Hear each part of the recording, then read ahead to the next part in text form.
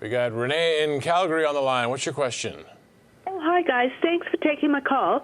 I'm phoning to ask David what he thinks of Saputo. I've held it for some time, and, I did enjoy its rise, but I think it's kind of languishing. I thought it was going to head into the east, and I would see big gains and stuff, but seems to not be doing anything. So I think I'm going to dump it. Dumping the milk and cheese. That was supposed to be the big play, right? They're getting into the Asian markets. There'd be this huge demand for milk and cheese products. That's right. Listen, as far as a consumer staples company goes, Saputo's doing pretty well. If you were to look at the ETF for the consumer staples group, either XLP or VDC, you'll find that it has been a horribly underperforming group. It's been very, very difficult, and Saputo is significantly outperforming the group. So it's a strong stock or a nice house in a bad neighborhood.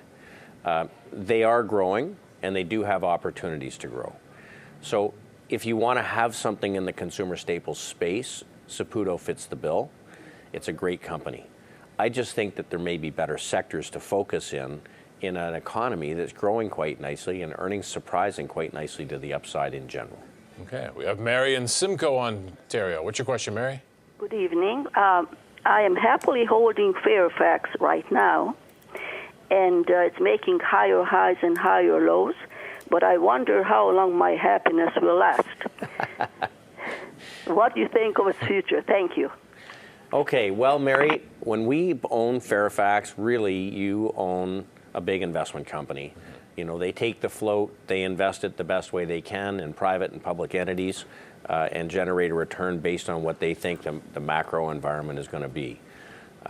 This is a stock that years ago went from $16 to $600 in a pretty good stock market. And we held that stock for a very long time. Stock has consolidated over the last few years and is now behaving well again. I think they've made great investments in various parts of the world. This is a company I think you could buy and put away, and I would consider buying it here.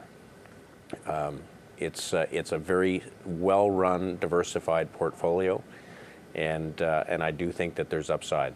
So this is one I'd buy here. All right, and I believe later this week, Prem Watsa, obviously the man behind Fairfax, is going to be on BNN Bloomberg with Amanda Lang. I think that's on Friday. At least that's what my screen is telling me. Laura in Toronto, what's your question? So thanks for taking my call. My question is about Interpipeline. Is it a good buy now? And I'm looking to have it as a long-term hold. Okay. So, Laura, my only concern with Interpipe is it is going to be affected by the negative performance in the sort of utility or the pipeline group. It's a little bit difficult in a rising rate environment. I would be more inclined to buy an energy producer than a pipeline. If I was going to buy a pipeline, I would prefer Pembina, which we do own. We don't have a lot of exposure to pipe, but we do have exposure to Pembina, and it is performing better than Interpipe. The yields are comparable. The Pembina is a little bit lower, but there's a little bit better opportunity for dividend and distribution growth. Okay, we have Kathy in Belleville, Ontario. What's your question, Kathy? Yes, hi. Thank you for taking my call.